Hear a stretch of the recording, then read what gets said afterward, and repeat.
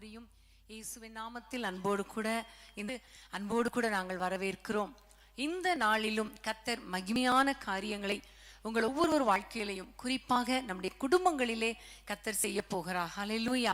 வாலிபர்களுக்காக நம்ம ஜெபித்தோம், தேசத்துக்காக ஜெபித்து கொண்டு இருக்கிறோம். ஆண்டவரை நோக்கி துதிக்க, அவரை பாட கர்த்தர் கிருபை பாராட்டினார். ஹல்லேலூயா. இந்த நேரத்தில் நம்ம ஜெபிக்க போற முக்கியமான காரியம் என்ன தெரியுமா? நம்முடைய குடும்பங்களை கர்த்தர் ஆசீர்வதிக்கணும். வேதத்திலே நம்ம பார்க்கிறோம், யோபு 42 அதிகாரத்துல யோபு என்ற ஒரு மனிதனுடைய குடும்பத்துல பலவிதமான போராட்டங்கள், பிரச்சனைகள், இழப்புகள், வேதனைகள், வியாதிகள், துன்பங்கள், தரித்திரங்கள் எல்லாமே வந்தது. ஆனால் கர்த்தர் அந்த எல்லா வேதனைகளையும் கர்த்தர் மாற்றினார், குடும்பத்தை ஆசீர்வதித்தார்.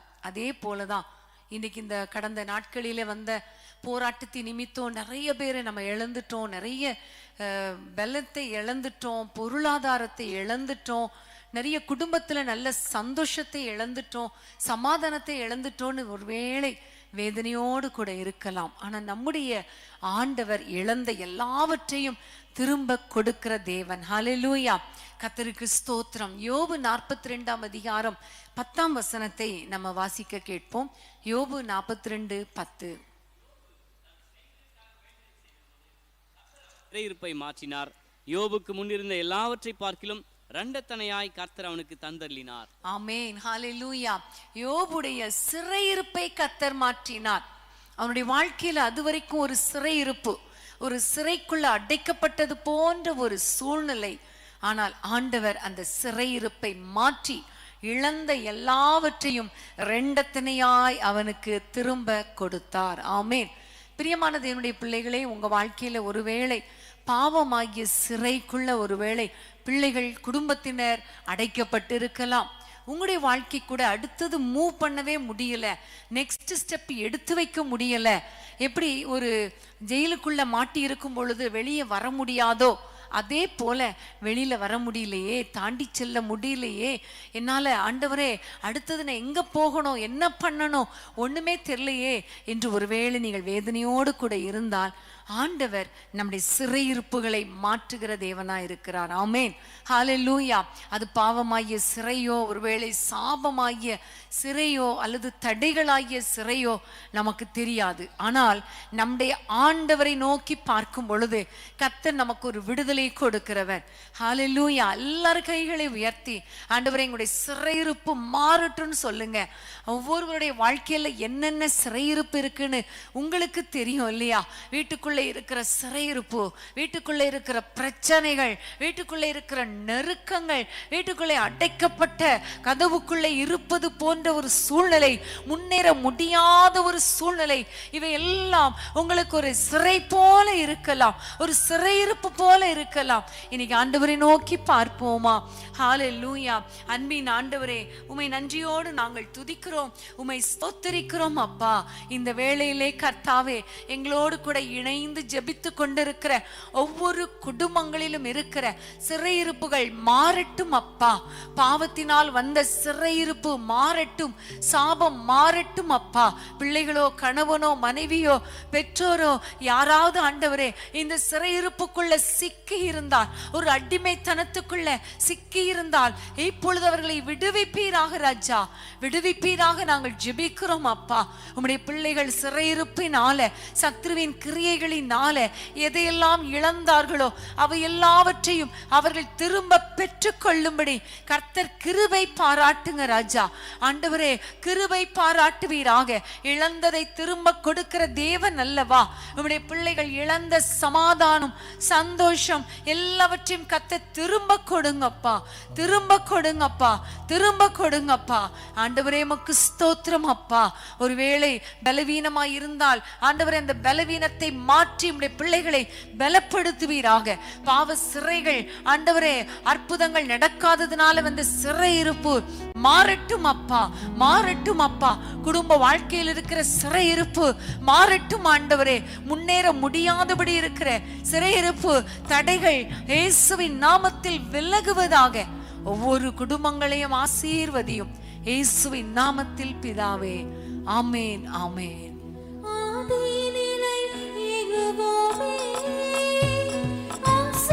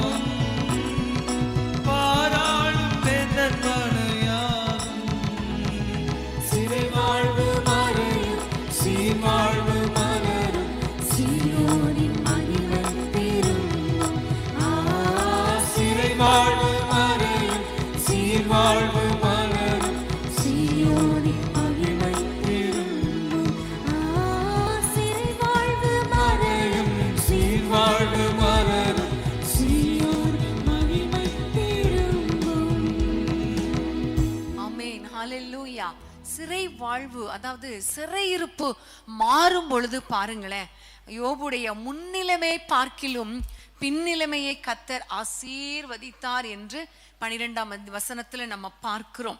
அவனை இழந்த எல்லா பொருளாதார ஆசீர்வாதங்களை ரெண்டத்தனையாய் அவன் பெற்றுக்கொண்டான் என்று பார்க்கிறோம்.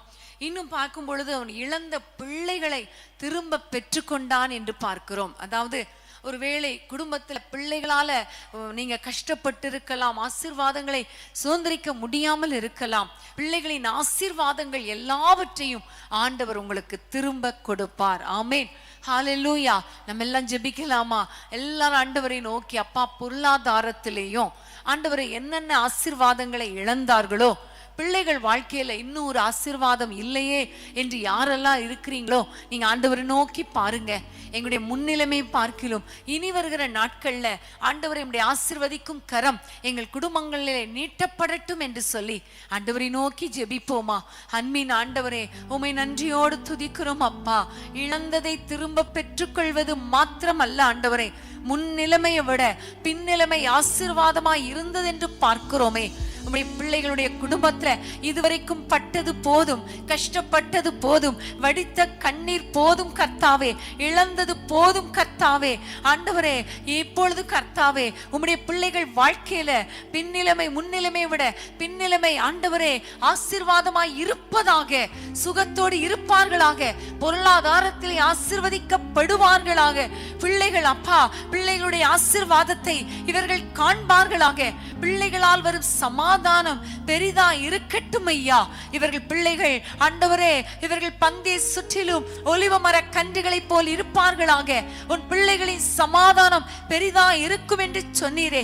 அப்படிப்பட்ட ஆசீர்வாதங்களை நம்முடைய பிள்ளைகள் அனுபவிக்கட்டும் கர்த்தாவே. முன்னிலைமையை விட பின்னிலைமை இனி வருகிற நாட்கள் நம்முடைய பிள்ளைகளுக்கு ஆசீர்வாதமாய் இருக்கட்டும் அப்பா. ஹல்லேலூயா.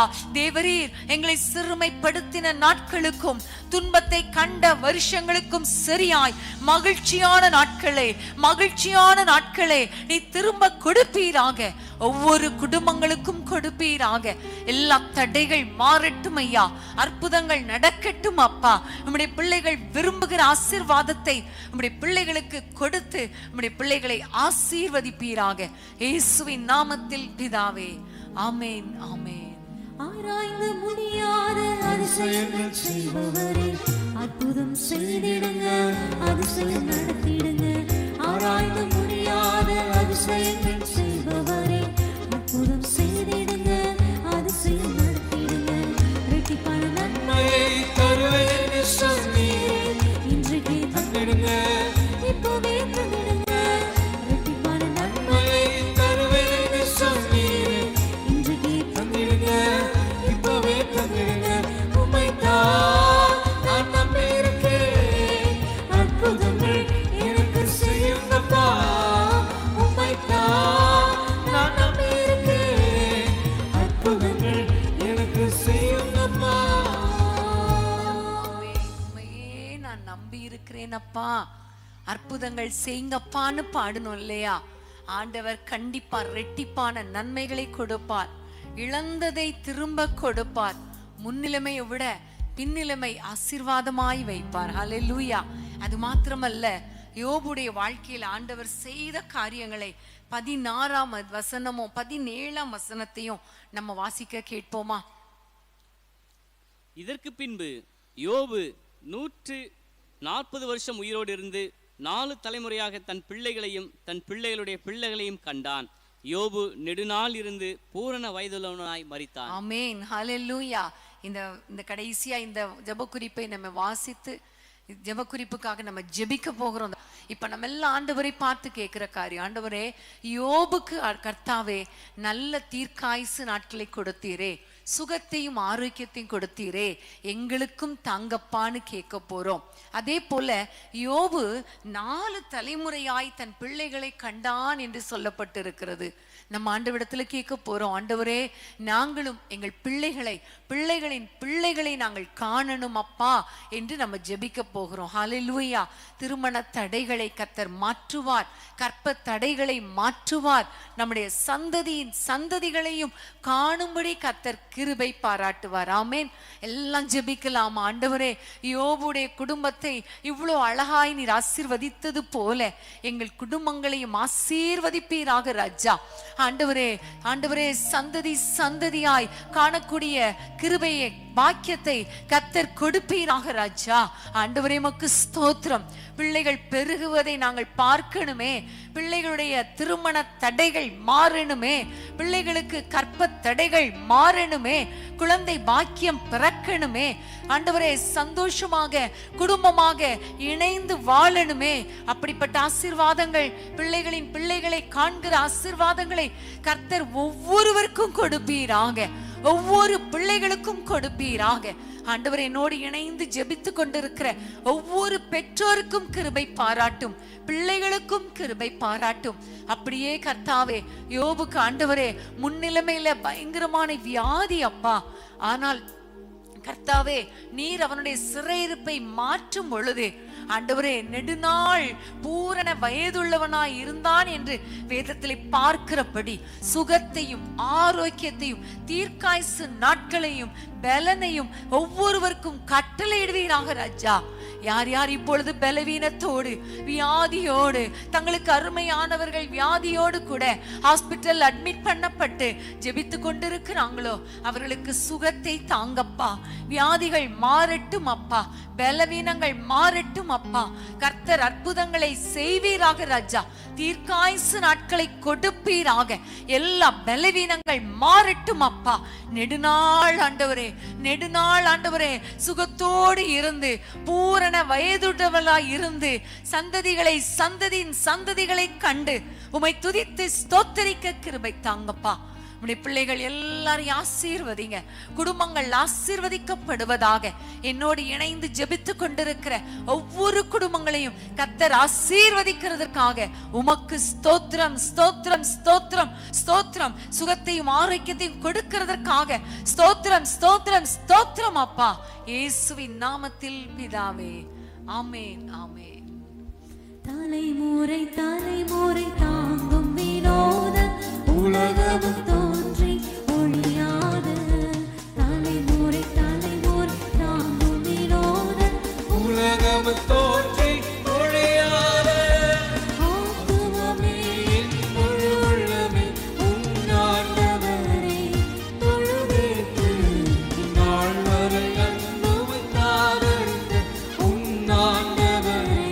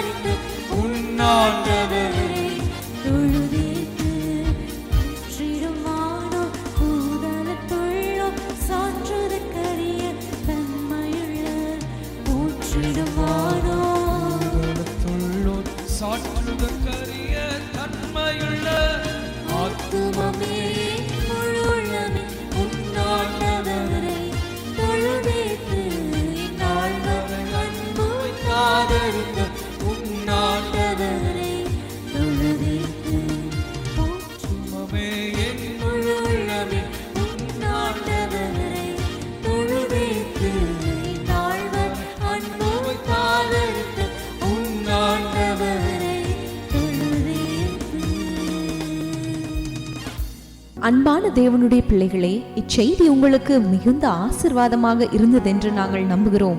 தொடர்ந்து எங்கள் செய்திகளை கேட்டு கர்த்தருக்குள் ஆசீர்வதிக்கப்பட ஜீசஸ் மீட்ஸ் மினிஸ்ட்ரீஸ் என்கிற எங்கள் யூடியூப் சேனலை சப்ஸ்கிரைப் செய்யுங்கள். மேலும் உங்கள் ஜெப உதவிக்கு எங்களோடு நீங்கள் தொடர்பு கொள்ள வேண்டிய தொலைபேசி எண் 9841252836 மற்றும் 7299546363. Email gpsrobinson@hotmail.com. கர்த்தர் உங்களை ஆசீர்வதிப்பாராக.